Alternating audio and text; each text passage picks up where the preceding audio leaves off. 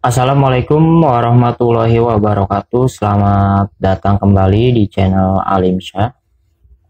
Di video kali ini saya ingin membahas ya tentang aplikasi yang bernama Pinjamyu. Banyak pertanyaan yang datang ke saya ya untuk membahas aplikasi Pinjamyu. Banyak yang bertanya apakah aplikasi Pinjamyu itu akan mendatangkan debt kolektornya ke kantor ataupun ke rumah ya, ketika nasabah mengalami keterlambatan ataupun gagal bayar di aplikasi tersebut. Di video kali ini saya akan membahasnya dan menjawab beberapa pertanyaan kalian ya.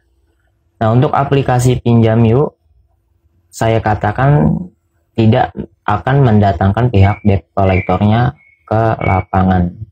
Banyak informasi yang saya dapatkan ya untuk aplikasi Pinjamyu ini sampai saat ini belum pernah berani mendatangkan pihak debt kolektornya ke rumah ataupun ke kantor ketika menagih nasabah yang mengalami keterlambatan ataupun gagal bayar di aplikasi tersebut.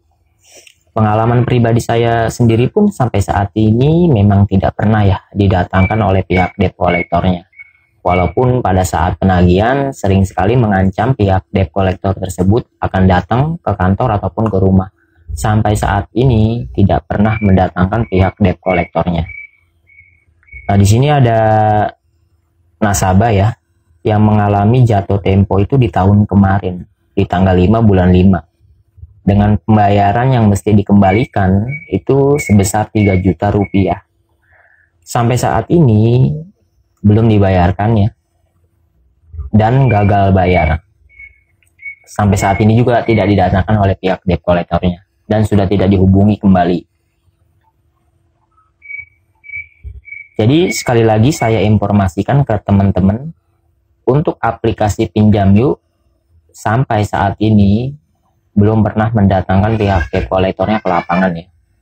Buat teman-teman yang mengalami tunggakan ataupun gagal bayar di aplikasi tersebut, nggak usah khawatir ataupun panik ya dengan berbagai macam ancaman dari pihak debt kolektor ke kalian.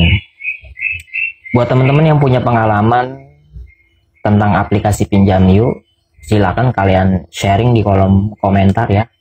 Tujuannya agar yang lain tahu dan bisa mengurangi rasa kepanikan dan kekhawatiran terhadap tekanan dari hutang piutang pinjaman online.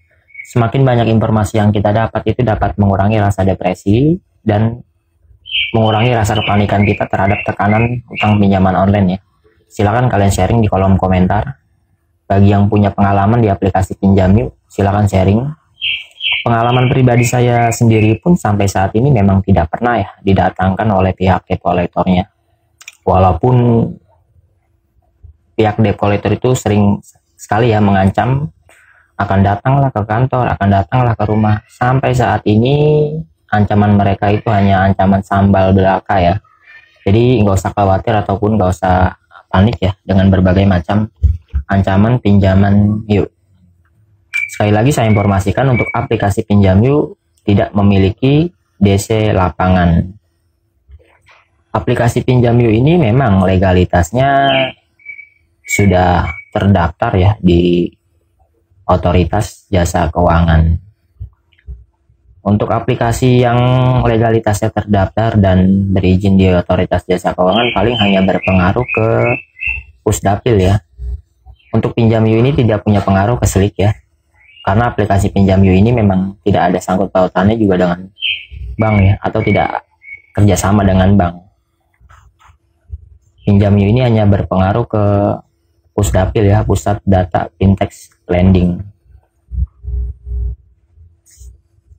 Jadi aplikasi-aplikasi yang berpengaruh ke Pusdapil itu nantinya ketika kalian pernah gagal bayar di aplikasi yang terdaftar dan berizin di OJK, itu akan sangat sulit untuk mengajukan kembali ya. Makanya pengajuan di tahun sekarang itu agak sulit ya, tidak di tahun-tahun 2017-2018. Untuk pengajuan itu sangat mudah sekali dan cepat prosesnya, beda dengan sekarang ya. Untuk pengajuan pinjaman online itu sangat sulit, apalagi ketika nasabah itu pernah mengalami gagal bayar di beberapa aplikasi. ketika melakukan pinjaman di aplikasi yang terdaftar dan berizin itu akan sulit. Karena pada dasarnya pihak aplikasi ini saling terhubung ya, saling memberikan informasi tentang track record riwayat nasabahnya. Ya saya sih menyarankan lebih baik tidak usah kembali meminjam ya. Lebih baik kalian usahakan meminjam ke teman, saudara, ataupun orang-orang terdekat kalian ya. Jangan pernah meminjam kembali di pinjaman online. Dan usahakan kalian juga jangan pernah menggali lubang tutup lubang ya.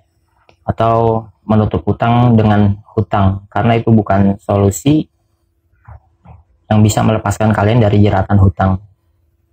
Lebih baik di stop pembayarannya, kalian hapus aplikasinya, dan usahakan ganti nomor.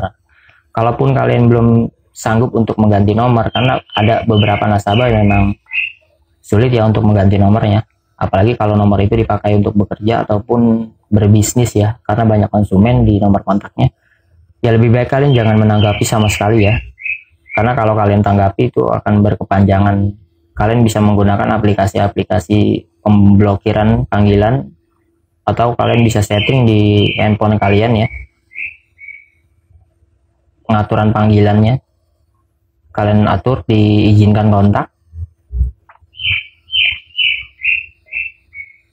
Nah buat yang cewek nih biasanya kan rasa khawatirnya lebih tinggi ya, atau rasa paniknya lebih tinggi dibandingkan cowok ya, karena wanita memang makhluk berperasaan ya, jadi wajar lah kalau mereka memiliki rasa kekhawatiran dan rasa panik yang lebih tinggi. Jadi buat saya menyarankan kalau emang kalian sudah tidak sanggup ya sudah, kalian stop pembayarannya dan kalian terbuka ke teman-teman terdekat kalian ya. Kalian bisa kok pasang status di WhatsApp ataupun di sosial media kalian ya, bilang saja kalau data kalian disalahgunakan.